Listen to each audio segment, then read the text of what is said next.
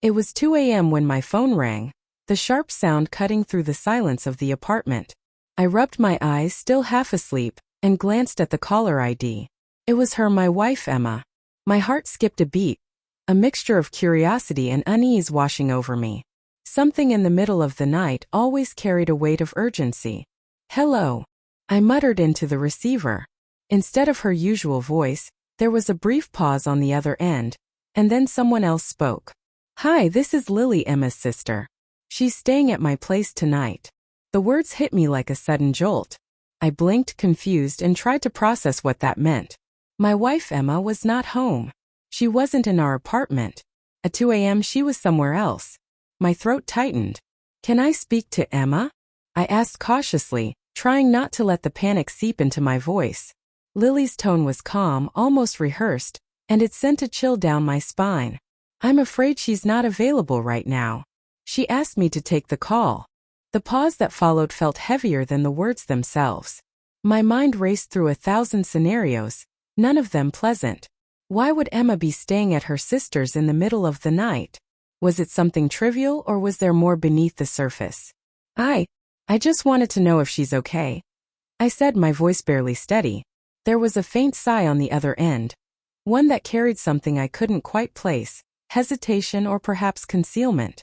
Lily continued. "She said she's fine. She just didn't want to speak to anyone tonight. I'm the one handling things for her." I felt a sudden tightening in my chest, a mix of disbelief and confusion. The words themselves weren't shocking. Sisters helping sisters was normal, but the way they were delivered with that subtle firmness told a different story. Something was off. I wanted to push, to insist, but the calmness of Lily's voice anchored me, forcing me to pause. I remember standing there, gripping the phone tighter, heart pounding. My thoughts spiraled. Was this just a favor, a spontaneous stay at Lily's? Or was it a sign that Emma was deliberately keeping me away? I could hear my own doubts echoing in my head, the usual reassurances crumbling under the weight of a strange tension. The night had suddenly grown colder, heavier, filled with unspoken questions.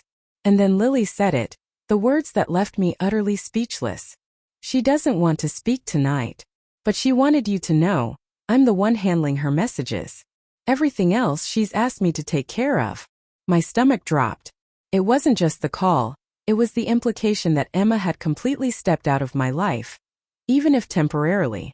I stood there in stunned silence, the phone pressed to my ear as the weight of Lily's words settled over me. Every instinct screamed that something was wrong. Emma had never left me out of her life like this. Not even during arguments, not even during her worst days. She always came to me no matter what. And yet, here I was talking to her sister at 2 a.m., feeling like an outsider in my own marriage. I understand," I managed to say, my voice tighter than I wanted it to be. I wasn't sure what I was understanding exactly. Lily's calm demeanor made it impossible to gauge if she was hiding something, or just delivering facts. "Can you tell her? I'll wait until morning," I added, trying to keep a hint of hope in my tone, but even I knew it sounded fragile. Lily let out a soft sigh. "She asked me to be honest with you. She didn't want to worry you. But she didn't want you involved either." Those words hit me harder than a physical blow. Not wanting to worry me, or not wanting me at all. My mind reeled, desperately trying to cling to the first interpretation, but the second lingered, insistent and unnerving. I thought back to earlier that week, the small things that now seemed insignificant. Her sudden phone calls at odd hours, the way she brushed off simple questions about her day, the distracted tone in her voice that I had ignored, thinking I was just overreacting. Had I been blind? Or had I refused to see the truth because I didn't want to believe it? "Can you at least tell me why she's at your place tonight?" I asked, trying to keep my voice steady. I felt ridiculous, like a man chasing shadows, yet my need to understand was overpowering. There was another pause, this one longer, deliberate. Finally Lily spoke, her words slow and measured. "She didn't give me a reason. She just said she needed space. And that you should know she's safe." Safe. The word echoed in my mind, but it brought no comfort. Something about the careful phrasing, the distance in Lily's voice, made it impossible to ignore the growing tension in my chest. I wanted to argue, to demand more, to tell her I deserved an explanation. But the rational part of me, the part trained to observe and analyze, reminded me that pushing now might backfire. Instead, I swallowed hard and nodded, even though she couldn't see me. "Okay," I said softly, trying to mask the storm inside. "Thank you, Lily. I appreciate it." But the appreciation was hollow, a fragile mask over the fear and suspicion that had settled like a heavy fog around my heart.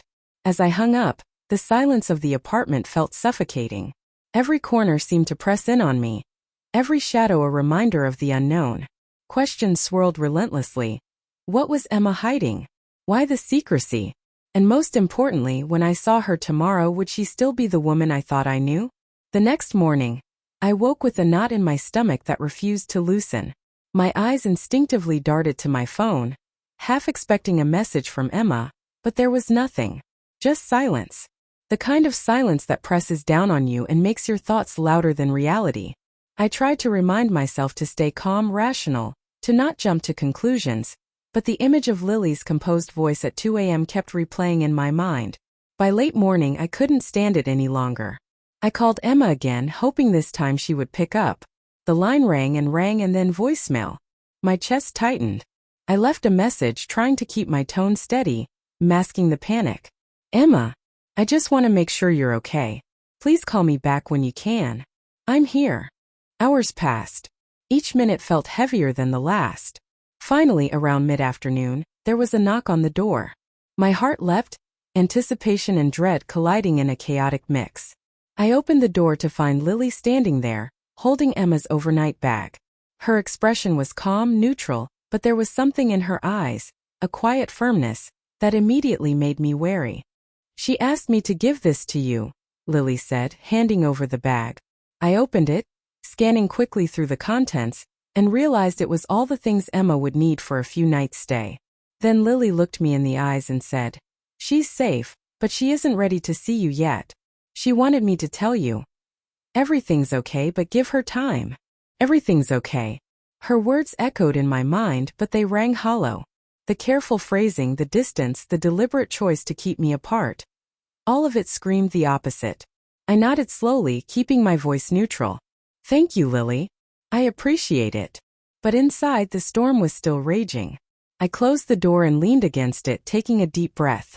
I thought about Emma, about the trust and intimacy we'd shared, and how suddenly it felt like a fragile illusion.